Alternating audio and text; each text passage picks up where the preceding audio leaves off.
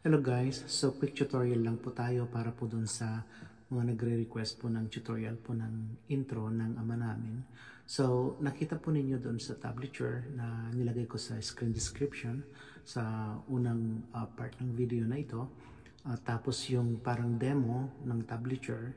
So makikita po ninyo doon exactly kung ano po yung mga strings na tinipa natin. So ngayon, ipapakita ko sa inyo ng yung normal tempo tapos bagalan natin para makita nyo exactly kung paano ko nilalaro, piniplay ito sa gitara. Okay? So mag-start na tayo.